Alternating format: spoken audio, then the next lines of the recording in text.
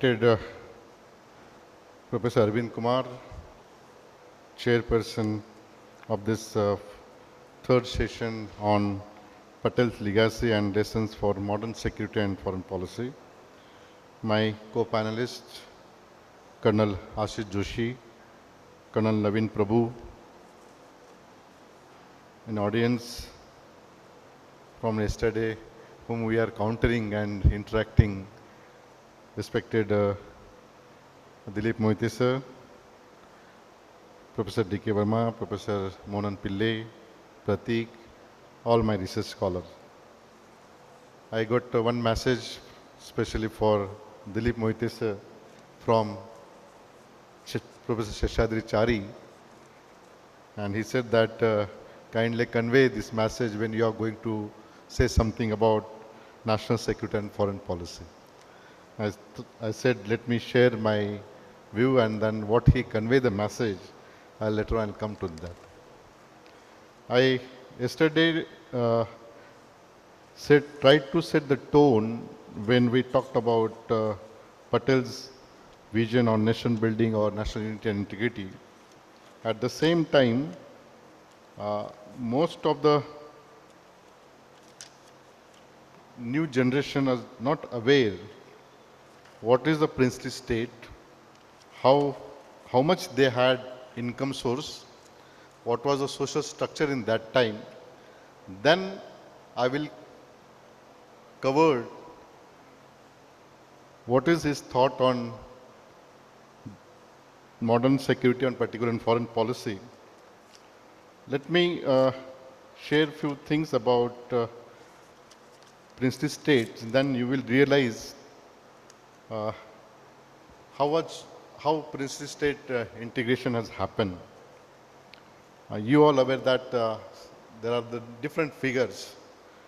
Some of them are saying 565, some of them talking about 567, whatever it may be, but you will surprise the princely state in a British India, they constituted about 28 to 30% of population. So one hand, it was a British India, controlled by British, and there is a princely state, they control the population around 28 to 30%, where we had that time population in 330 to 350 million, means 35 crore population.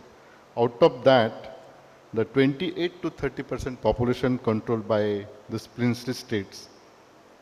And highest population in four important princely states. One is Hyderabad, that is a 16 million, means 1 crore point 60 lakh. Mysore, 8 million. Jammu and Kashmir, 4 million. Baroda, 3 million. And rest of the princely state, their income was not more than 10,000 rupees, 10,000 per year. So that was the situation when you're talking of the integration of princely states. And we were, if you look at the three major princely states where we had a problem, one is in Junagadh, where population was the Muslim, majority of population was the Hindu, ruled by Muslim. Hyderabad and the Kashmir. So these are the three princely states where majority versus minority was the key strategic issue, and that is a result of threat to national security. I'll come later on. But this is the background. Then income, look at their income side of the princely state. Total estimated annual revenue in 1947, total, I'm talking about all 567 princely states, is not more than 900 crore rupees. And there was an economic disparity.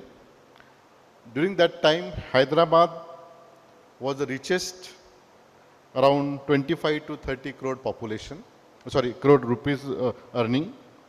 Mysore, 12 crore. Travancore, Baroda and Gwalior were also economically strong, and many minor states had annual revenue of less than 1 lakh rupees.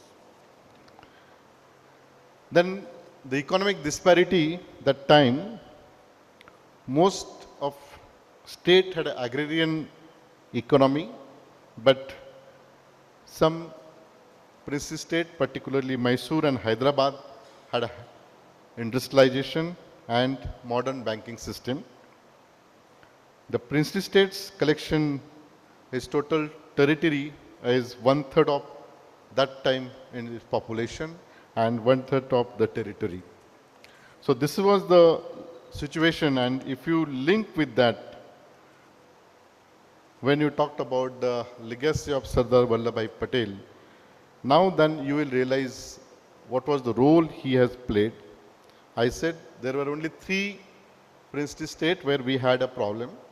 One is in Junagadh, second is in Kashmir, and third is in Hyderabad. If you look at the action against Hyderabad, that call as Operation Polo, but Patel's most enduring contribution was the peaceful, and whenever it is needed, it is occasionally coercive integration of all princely states. He made it. His action prevented potential intervention by foreign countries, while one hand we were started the integration. That time he started how to prevent external actors when in the process of integration, and he made it very critically as well as a very systematical approach to tackle with the foreign powers. And his role in instrumentation is signing an instrumentation action in Kashmir. He handed Nehru should take care of international area as well diplomatically, and internationally issue handled by Nehru, and rest of the action he can discuss himself. So that was his strategy when he talked about his foreign policy. Initially, he was military. He tried to military response through different action, but then later on he thought that there is no need to have any kind of military action, particularly when we had Operation Polo in Hyderabad. And I said yesterday, when there was an interaction with Ambedkar and Patel, in fact, Ambedkar suggested him that no need to have any military action. It should be a police action. And he carried out that police action again in Hyderabad. His foreign policy outlook, particularly when you talked about Patel's foreign policy, he talks about realism versus over idealism. There are 3 important considerations during that time we can see. Nehru was very much interested towards non-alignment movement. Patel talks more about the pragmatic approach as well as the realistic approach, and Ambedkar talk about national interest. If you read Ambedkar stake on foreign policy when he was the member of Upper House, and he criticized heavily when we had a Panchashila agreement with China, and there was a slogan called Hindi Chini Bhai Bhai. And then he said in a parliament, anyone not should, or particular government should not glorify its own stature. The person should not glorify their own stature. Ultimately, what is important is the national interest. And that was a statement is available. In fact, if we read his all literature, you will surprise how he critically against the Nehruji. But at the same time, when it comes to the national interest, all leaders come together and they had a consensus when dealing with the national security as well as the foreign policy. So there are 3 perspectives, different perspectives, but at the cost of national interest, all 3 stalwarts, they came together in a time to time, and This is the first outlook of Patel's where he talks of realism or idealism. Then second point I would like to highlight in the context of uh, foreign policy. He talks about strategic geography, and Patel recognized that the geopolitical importance of frontier region is very important. Someone yesterday told about what was the stake of Patel on Northeast, and when he gone through that all, he he talked that particularly North states required long-term strategic depth as well as a Northeast strategic location in a such way. This is related to neighboring countries, and what it's required, it required a strategic depth. I said yesterday there was a crisis in Manipur, Arunachal Pradesh, and Nagaland, but Article 356 is one of the key instrument. That part is with integral part of India because that part controlled by central government through the Article 356, and at the same time Patel has approached to the strategic geography is very important, and geographical frontiers need to protect, and Northeast need to have a long-term strategic depth. Then what was the stake of Patel on foreign policy particularly? He said there's a strong border.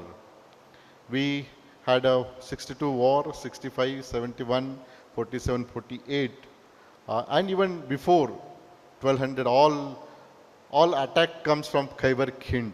And look at the strategic importance. In fact, the history, if you go into the history critically, you will realize that most of the attacks are come from external side because there are porous borders. And Patel said that you need to have a strong border and strong foreign policy. So if you want to protect a strong border, you need to have a strong foreign policy. But sorry to say that if you ask me what is the core value of India's foreign policy or what is the core value of India's national security, neither I will give a right answer, nor Professor Dilip Mohit is going to give a right answer, nor Professor Arvind Kumar will give a right answer how to conceptualize national security and foreign policy. For example, if you are defining the national security, the security concept itself varies from country to country. For Pakistan, what is the core value of their security? Any threat to their religion, Pakistan treating as a threat to national security. For US, any threat to their trade, they don't have any neighbor threat, but any threat to their neighbor trade, they are treating as a threat to national security. And for India, so far from last 75 years, successful implementing the democracy, we are in a constitution, Article 1st itself says that protect India's unity and integrity. And we are calling any threat to India's core values, that is the sovereignty, law and order, external aggression, that is threat to national security.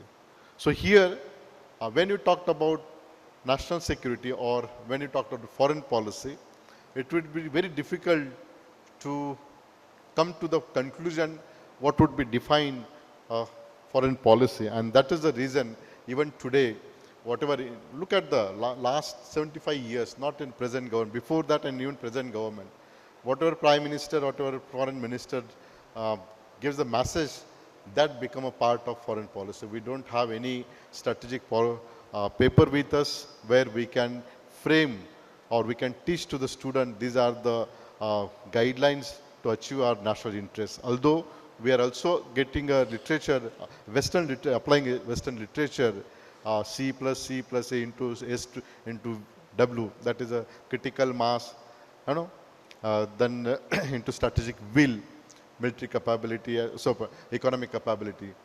So that kind of formula we are using to achieve a national interest. But what important message was given by Patel is that he said that you need a strong border and strong foreign policy. And how to define strong foreign policy is very difficult. Now, lastly, I'm not giving too much time, but what I would like to inform here, yesterday I came up to the integration of the princely state and constitution, how it play important role by founding fathers. There was a discussion yesterday that Chari sir said the tone. What he said, you need a dharma, or you need a, he has not defined what is dharma, but in all Western countries, you know, they had different practices. Even they are implementing dharma, they were not united. When Westphalia Treaty came and the concept of nation state emerged, then state and nation state got guidelines, and then the democratic country used the constitution to implement and to protect unity and integrity. So country like India, what we need to protect our constitution.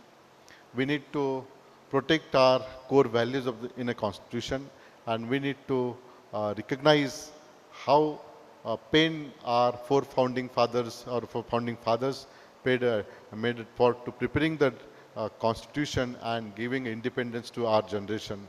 And that's why when you are talking about the contribution of Sardar Vallabhbhai Patel, you need to understand this all important aspect. In fact,